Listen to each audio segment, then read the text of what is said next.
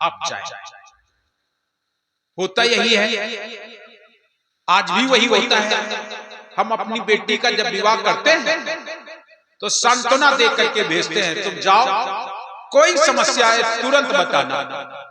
होता है ना, माता अष्टंगी को आज स्वयं सत्पुरुष भेज रहे हैं, जाओ तुम निरंजन जी के पास।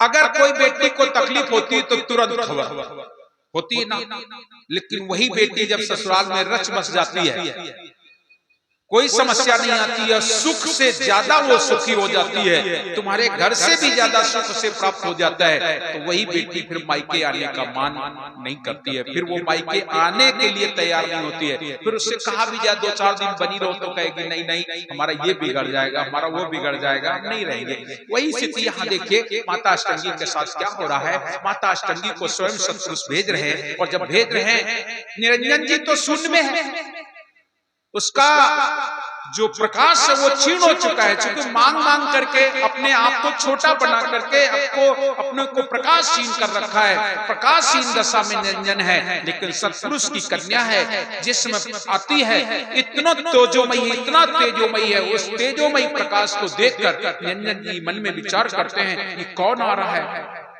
बहुत तेज प्रकाश है, बहुत सुंदर है। जैसे जैसे नजदीक आई, शास्त्र में ऐसा उल्लेख है कि जैसे नजदीक में आई वैसे ही निरंजन जी इतने मोहित हो गए, इतने मोहित हो गए कि उस कन्या को उठा करके लील गए, पेट में रख लिया। और जब पेट में रख लिया, लील गए, जैसे ही लील गए, तब तो माता अष्टंगी ने सत्पुरुष को याद किया, हे सत्पुरुष, हे सत्पुरुष बचाओ, इस दुष्ट को दंड दिया जाए, ये तो मुझे लील गया। जैसे कहा ये तो मुझे लील गया, तो शब्द स्वरूपी सामर्थ्य है, वहां तो सुनने में देर नहीं लगती।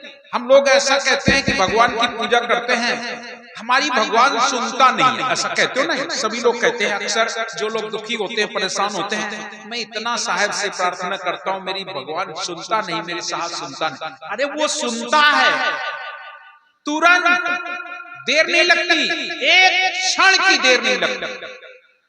जो हम कहें वो सुने ना, ऐसा हो ही नहीं सकता। वो सुनता है, लेकिन फिर होता क्यों नहीं?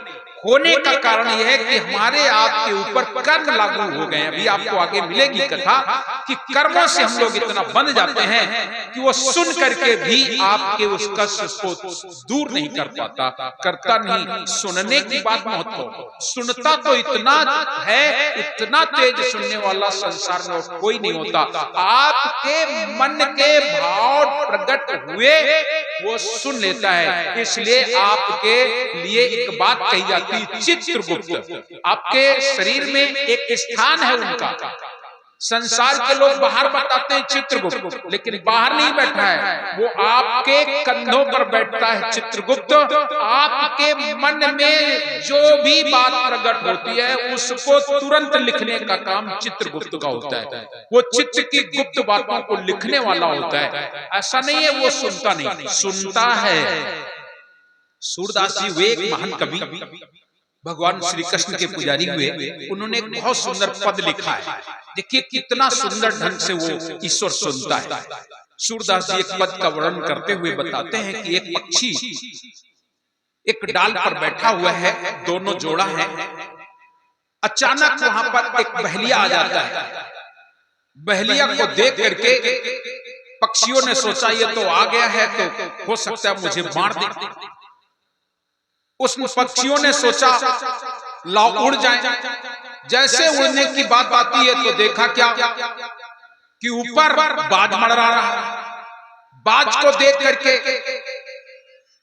अब तो पक्षी मन में विचार करते हैं, अब तो कोई उपाय नहीं, अगर उड़ता हूं तो बाज खा जाएंगे, नहीं उड़ता हूं तो ये बहेलिया मुझे मार देगा। दोनों तरफ से मरना ही मरना। और जब दोनों तरफ से मरना है तो आखिरी में एक ईश्वर ही सहायक होता है, एक परमात्मा ही सहायक। जब सारे सहारे टूट जाएं तब व्यक्ति ईश्वर की ओर दौड़ता है। तो उन पक्षियों ने देखा कि हम चारों तरफ से घिर गए हैं, अगर हम उड़ते हैं तो बाज, नहीं उड़ते हैं तो बहेलिया हमें दोनों तरफ से मार देगा।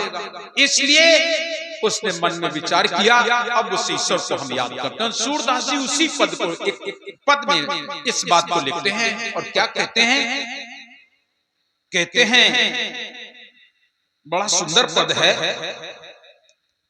अब की राख ले हो भगवान।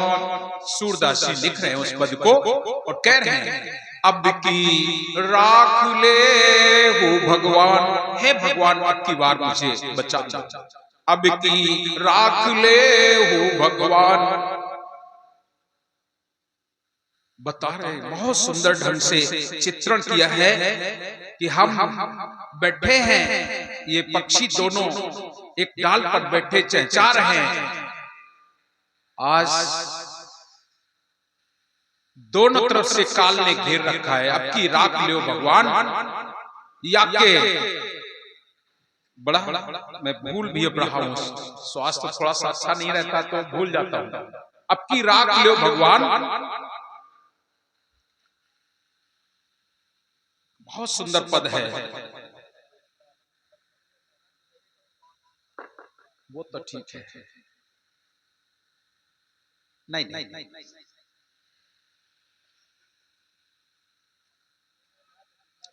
मैं अनाथ बैठी द्रुम दरिया। सूरदास जी कह रहे हैं कि आज हम अनाथ हो गए, कोई नहीं है, सारे साथी साथ छोड़ चुके हैं। मैं अनाथ बैठी द्रुम दरिया और पारधी साधे उबान। आज मेरा कोई नहीं है, परिवार भी साथ नहीं दे रहा है, कोई परिवार सामने नहीं है, साथी नहीं है। मैं अनाथ बैठी द्रुम दरिया और पारधी साधे उबान।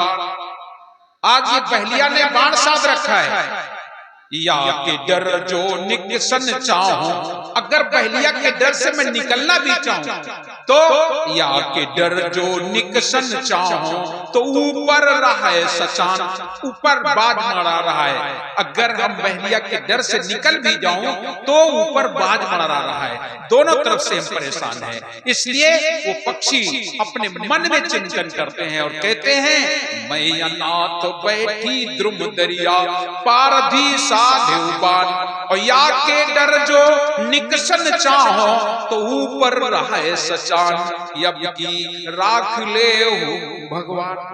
दोनों विधि दुख भयो कृपा निधि, दोनों विधि दुख भयो कृपा निधि। अब कौन उबारे प्राण, मेरे प्राणों की रक्षा कौन करे, दोनों तरफ से फंस गए। दोनों विधि दुख भयो कृपा निधि, अब कौन उबारे प्राण, यब की राख ले हो भगवान।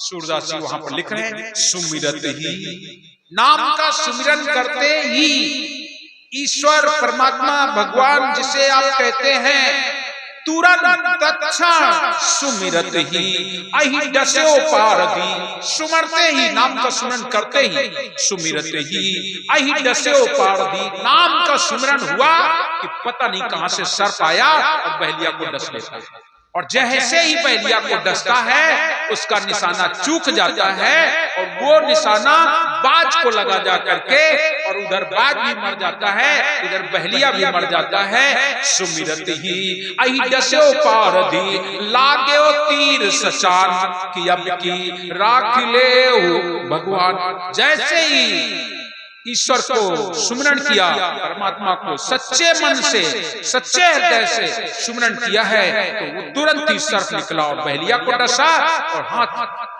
का निशाना चूका, बाद भी मर गया। दोनों काल का नाश हो गया, दोनों काल का नाश हो गया।